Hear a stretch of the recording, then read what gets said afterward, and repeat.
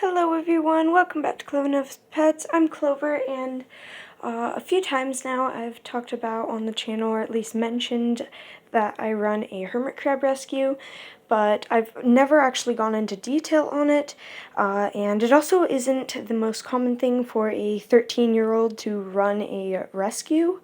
So yeah, I'm just gonna talk a bit about that today. I'm not gonna make this very long, but I do talk a lot, and so yeah, it might be a longer video. Yeah, I'll try not to, but who knows. Anyways, right here, this is one of my quarantine tanks. I currently have 4 quarantine tanks. I'm hoping to get 6 to 12 soon, because we are actually in this room building a reptile room, or at least animal room, so all of the animals will be in here, and I'm hoping to give the all the Hermit Crab Rescue stuff and supplies on a single rack. Yeah, so this is part of what the rack will look like. Yeah, except it'll be a lot taller. Anyways, these tanks I use for quarantine and for rehabilitation. So whenever someone surrenders a hermit crab to us, they go through a 1-month quarantine period, and that confirms that they are parasite, disease, and all that free. And yeah, after that, if they are healthy, they will move into a holding tank, which I will show you in a minute. But if they're not healthy, then they will need to continue rehabilitation, in which the tank will look something like this. Yeah, it is nighttime, that's why it's so dark. Yeah, nice and humid in here. Yeah, so I've just got like salt water, fresh water, and I don't do super deep dishes for rehabilitation because they actually often aren't strong enough to pull themselves out with deeper dishes. So I stay with skinnier. They're still able to completely submerge, but not much more than that. Yeah, and then normally I'll start out with a flat substrate, and this guy is starting to get to the point where I'm trusting a bit of burrowing, and so I do have a bit more in this area. Yeah, and then obviously plenty of shells. So I actually do normally have 2 hermit crabs in here, but one of them just recently surface molted. Yeah, but this is the other one right here, super tiny. Yeah, so this is actually Moss. She is pre-adopted, and so someone paid 50% of the rehoming fee, so half of the rehoming fee already, and that means I will hold her. She's still in rehabilitation, so yeah. The other one who's normally in here is Eugene. He is also already pre-adopted, so that's amazing. Yeah, so they will be staying in here until they leave instead of going into a holding tank. But yeah, so let me show you what I put this lid on wrong. There we go, now it's on right. So I pretty much just homemade this lid from corrugated plastic. It holds humidity, and when the light is on, it does create a lot of light in there, which is really nice. Yeah, and so it doesn't look the best, but it works. It does what it's supposed to do, and yeah. So behind it is where I keep the surface molting hermit crabs, and so if a hermit crab surface molts, normally I will take them out and put them in a Tupperware container, sort of like this, with a heat pad and a bit of substrate at the bottom, and then I will wait for them to molt. Normally, when hermit crabs surface molt, it's because they were not on a proper diet beforehand, and I always try and ask the person, the previous owner, like what they were eating.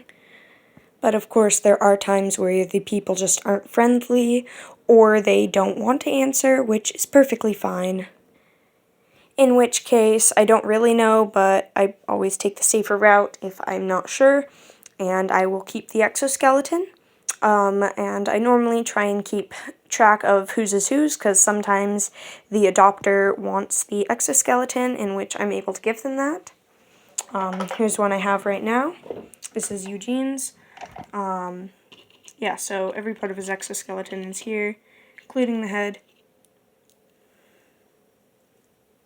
Yeah, it's pretty cool.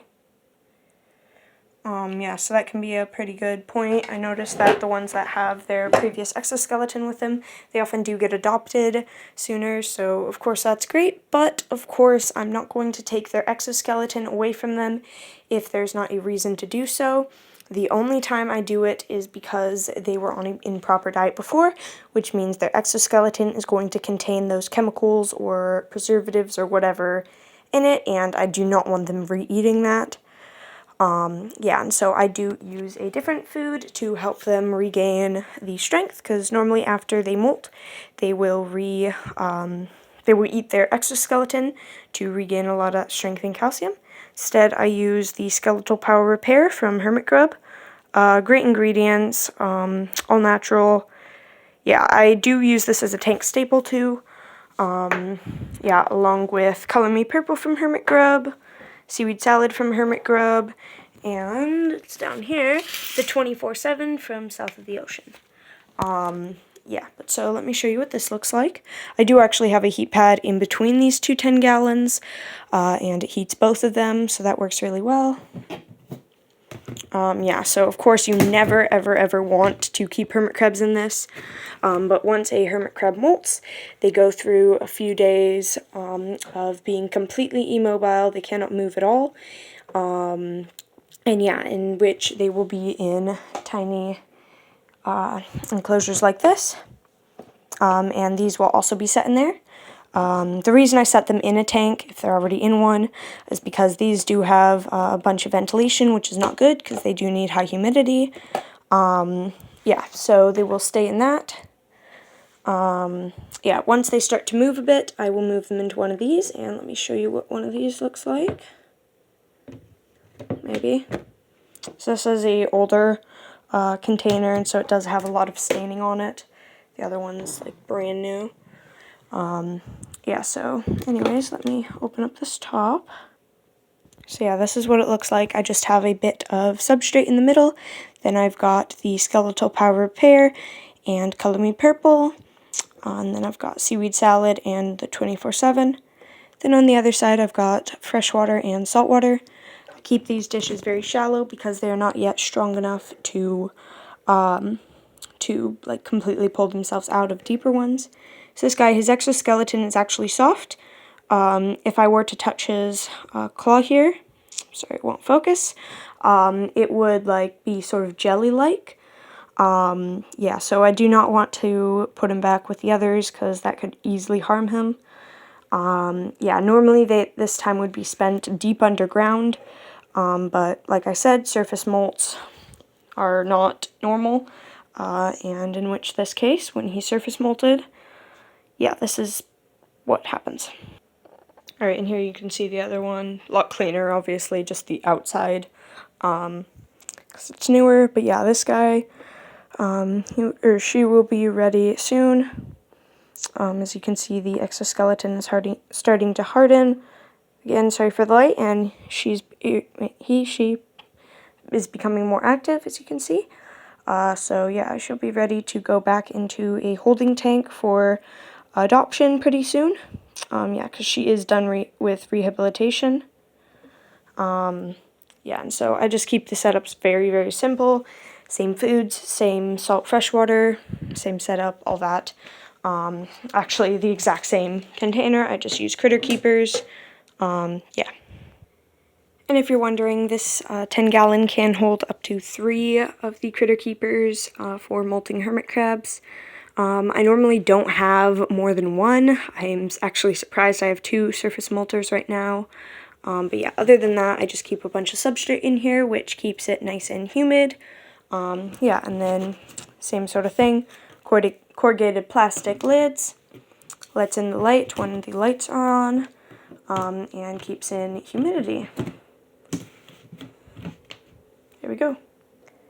Now let's check out the holding tanks. Alright, so this is the first one. It is a 30-gallon tall. Yeah, so this is where they will go once they have finished rehabilitation in quarantine and they are just waiting to be adopted. Yeah, so deep substrate, nice big bowls, proper food, tons of shells, everything they need.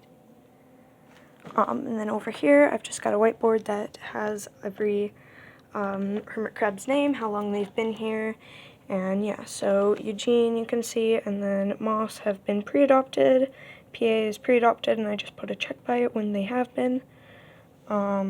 Yes, they are all up for adoption in Bayport, Minnesota. Yeah, people and adopters are screened for their care, and they all pay a rehoming fee between $60 and $80 per hermit crab to ensure good homes and to help repay for prices lost from heating from all this, the lighting, the food, all that. Yeah, I do end up having some extra money, but I do not use that for myself. All of that stays within the rescue in case, say, a light were to break, or I need new supplies, or say a new lid. By the way, I've just got a black lid here. Yeah. Then below, I've got, so here's like random stuff, doesn't have to do with the hermit crabs, but in here, I've got their instant ocean for their salt water. I've got different foods, I've got different flowers, more hermit crab food, I've got MD Pet Emporium, I've got different homemade foods, yeah, hermit crab patch, tons of different foods for them, Bioactive FX. Then in here I've also got, under here, this is their temperature and humidity thermostat, or well, temperature thermostat, but it also tells humidity. Yeah, so that plugs up to their heat pads in the back, and we'll turn them on and off whenever it reaches the right temp. So the next tank I'm going to show you is a 40-gallon. Yeah, here it is. And this is the other holding tank. I've got, what's it called? Plexiglass lids here.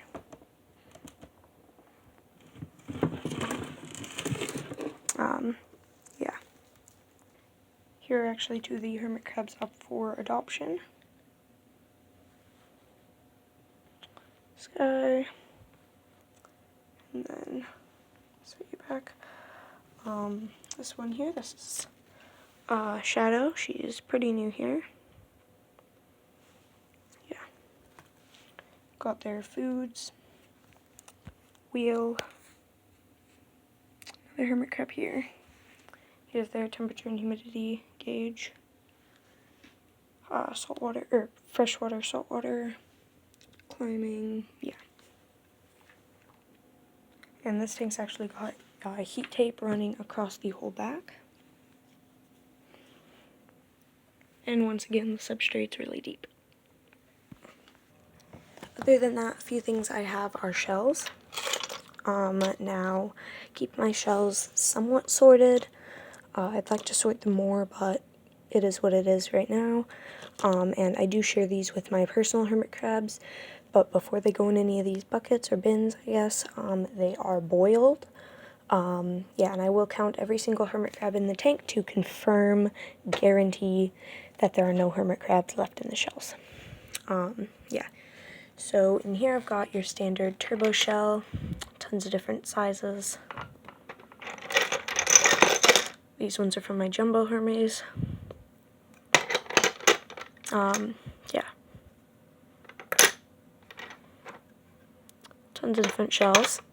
These are all the turbo shells. Then in here I've got other shells, so things like the O opening and the D opening. Yeah, so ones that are shaped differently like that. All the shells that are different but still usable. Yeah.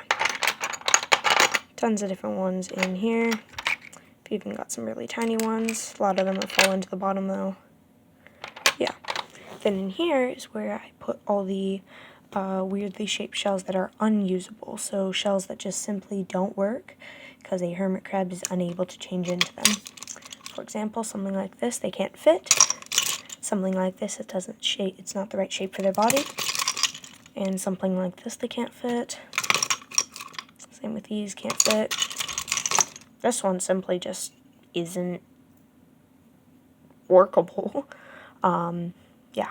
stuff like that. So these are all for foraging. I also have extra bowls. I just put some salt and fresh water in here recently, and it's already dirty, so that's why they're out to be cleaned. Yeah, so I do salt water and then fresh water. Yeah. I also keep ramps that I can put in the dishes to let them climb in and out. These are plastic canvas, so they are safe for hermit crabs. They cannot pull on their legs like the wire can. Yeah. Along with that, people often give me either their tanks or their supplies with their hermit crabs, and oftentimes, unfortunately, it is not safe stuff to use, and so instead I'm saving it so that I can educate people at reptile expos. There are a few expos around me who are willing to let me have a stand for free. Normally you have to pay $25 to get a stand at the expo, but since I'm not selling anything, I'm just educating, and they are aware of the whole hermit crab situation. They are willing to let me in for free.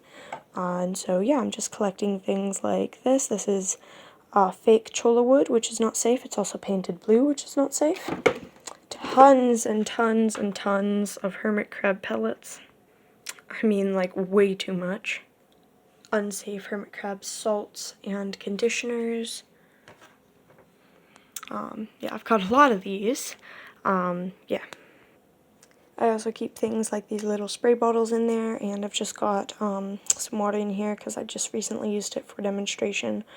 But yeah, so yeah, that's pretty much what it is. Like, it's too small to use, so yeah. I've also got shells that are glazed, because glazed shells are not okay. I do have some painted shells, but I'm keeping them separate so that the paint doesn't chip, because I do need those whole to show. Yeah.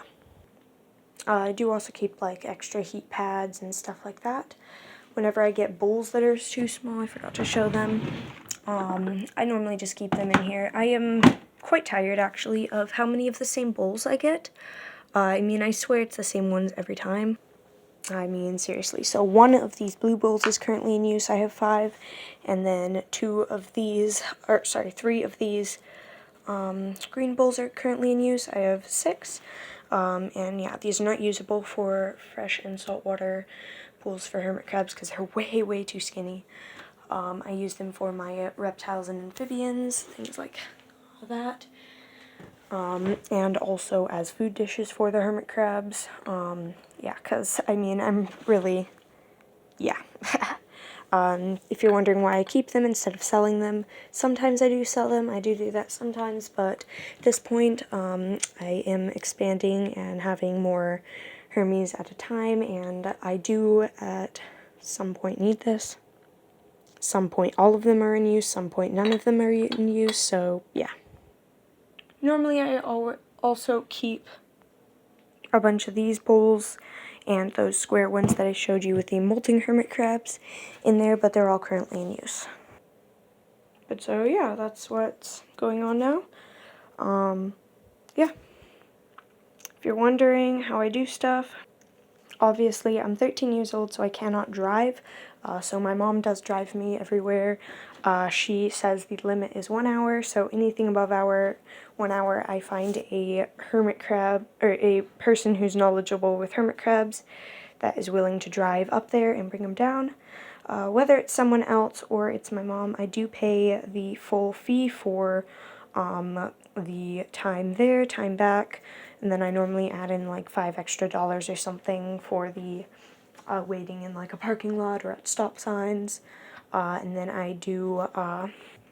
I multiply the minutes in the car times, or like the minutes in the car ride, or minutes gone, I guess, divided by 10, and then I will pay that in dollars for the time. And yeah, I pay $8 a month for the energy cost for the lighting and heating for all the tanks. And then I also pay if we have to drive somewhere to get supplies. And then I also pay for the supplies itself.